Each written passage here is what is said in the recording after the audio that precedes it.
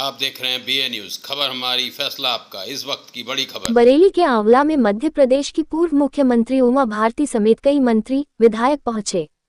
उमा भारती ने रानी अवंतीबाई लोधी की प्रतिमा का अनावरण किया और जनसभा को भी संबोधित किया। आंवला में वीरांगना रानी अवंतीबाई लोधी की जयंती पर शनिवार को उनकी प्रतिमा का अनावरण मध्य प्रदेश की पूर्व मुख्यमंत्री उमा भारती ने किया। इस दौरान उन्होंने जनसभा को भी संबोधित किया। इस अवसर पर कई और बड़े नेता भी कार्यक्रम में पहुंचे। लोधी राजपूत कल्याण समिति का ये कार्यक्रम शनिवार को दोपहर 1 बजे रेलवे स्टेशन रोड स्थित कैबिनेट मंत्री धर्मपाल सिंह के आवास के सामने तिराहे पर हुआ। यहां वीरांगना रानी अवंतीबाई लोधी चौक का निर्माण कराया गया है। वीरांगना की जयंती पर 10 लाख रुपए की लागत से तैयार कराई गई उनकी प्रतिमा का लोकार्पण मध्य प्रदेश की पूर्व मुख्यमंत्री उमा भारती ने किया। इस कार्यक्रम के लिए जोरदार तैयारियां की गई थी। जनसभा में हजारों की संख्या में लोगों ने भाग लिया। कार्यक्रम में मंत्री और विधायक भी शामिल हुए। कार्यक्रम की अध्यक्षता मंत्री धर्मपाल सिंह ने की। इसके अलावा विशिष्ट अतिथि के रूप में केंद्र सरकार के मंत्री BL वर्मा, प्रदेश सरकार के मंत्री संदीप सिंह, राज्य मंत्री JPS राठौर, उन्नाव के सांसद साक्षी महाराज, अर्चना वर्मा, स्वामी प्रवक्तानंद, विपिन कुमार, वन मंत्री अरुण कुमार आदि भी पहुंचे। इस दौरान कार्यक्रम में सुरक्षा की दृष्टि से भारी पुलिस बल तैनात रहा। मनोबल ही गिरा दोगे तुम्हारे लोगों से परिचित होंगे। मैं उन्हीं के पत्नियों पर चलते हुए समाज के लिए हर समय तैयार रहती हूँ। हमारे आदर्श हमारी रानी अवंतीबाई लोधी जिस तरीके से और अब उसमें महाआरती का ऐलान किया जिसमें कीर्तन करेंगे। ये सब लोगों के मसले हैं, ये समझाए जाने चाहिए। लेकिन एक बात हमेशा ध्यान में रखनी पड़ेगी कि हमें मोदी जी की और अपने संघ प्रमुख की बातों को भी मान के चलना पड़ेगा। प्रधानमंत्री जी देश में सबको साथ लेकर चले हैं। उन्होंने सबके विकास की सबके साथ की बात कही है।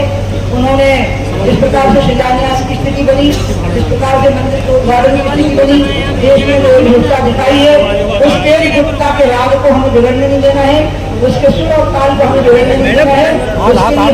अरे यार अफजल अंसारी ने अखिलेश यादव की तुलना भगत सिंह से कर दी है। अफजल अंसारी सांसद मैडम कल कांग्रेस ने वोट आज कृष्ण जन्माष्टमी है। कृष्ण जन्माष्टमी अब कांग्रेस ने वोट चोरी क्या कहेंगे इस पर? वोट चोरी से आजादी, वोट चोरी से आजादी अभियान।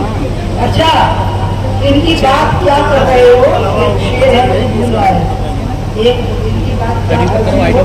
आशा बोल रहे हैं गंगा नहाए हुए हो, आज मुझे भूल रहा है ये कौन कह रहा है? आपको याद है उत्तर प्रदेश में किस तरह से बूथ कैप्चरिंग होती थी? अपराधियों का सहारा लेकर कांग्रेस बूथ कैप्चरिंग करती थी और फिर अपराधियों को चुनाव करा करके सपा बूथ कैप्चरिंग करती थी। हम तो हाथ जोड़ करके वंदे मातरम बोल करके सबका साथ और सबका विकास बोल करके हम वोट देते हैं।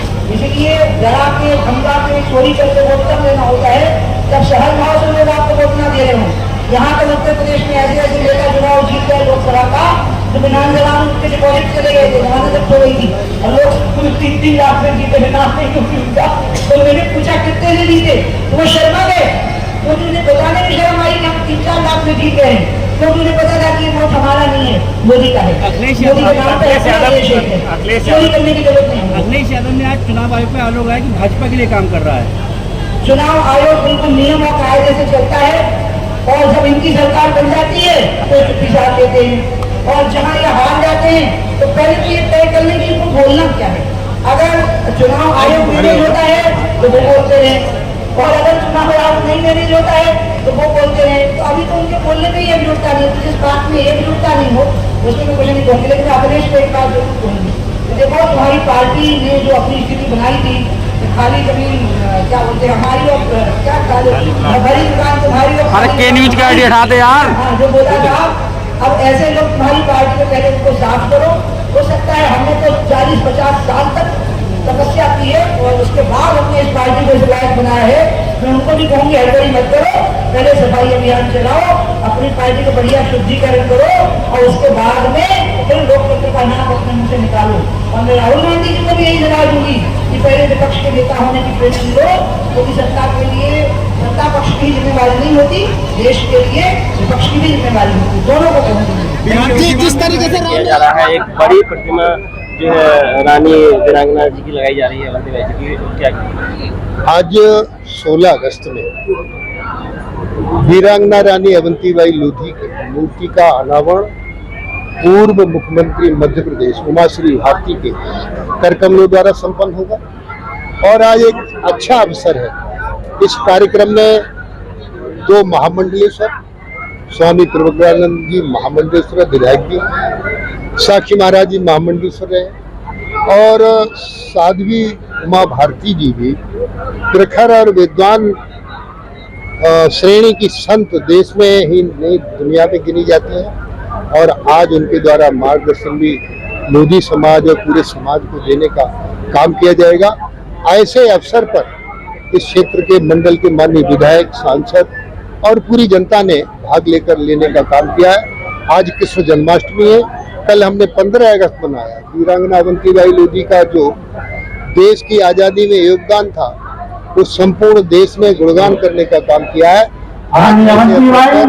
उनकी मूर्ति का सर अखिलेश यादव एक और फिर बयान बीजेपी कुछ भी कर ले, क्या कहेंगे इस प्रकार के बयान?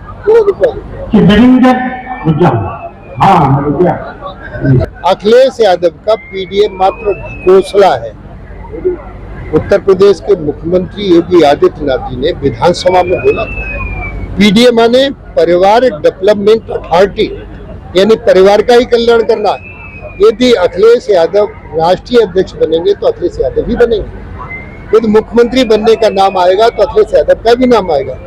भारतीय जनता पार्टी में किसी परिवार का व्यक्ति राष्ट्रीय अध्यक्ष नहीं बनेगा। जो भारतीय जनता पार्टी का कार्यकर्ता है, चाहे वो किसी बिरादरी का, वो राष्ट्रीय अध्यक्ष बनेगा। उत्तर प्रदेश में भी कोई किसी परिवार के व्यक्ति का अध्यक्ष नहीं बनेगा। भारतीय जनता पार्टी का कार्यकर्ता ही अध्यक्ष बनेगा। मित्रों, मैं बधाई देना चाहूंगा आज इस मंच से देश के प्रधानमंत्री माननीय नरेंद्र मोदी जी को, जिन्होंने देश का गौरव बढ़ाने का काम किया। जो माताओं का सम्मान गया था, सिंदूर ऑपरेशन चलाकर उसको बहुत ज्यादा सम्मान देकर माँ भारती का स्वागत और राष्ट्र का गौरव बढ़ाने का काम किया है।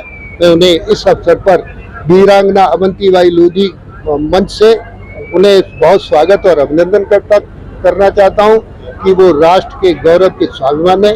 दूसरा नाम भी मैं जरूर लेना चाहूंगा देश के गृह मंत्री माननीय अमित शाह जी का। क्यों?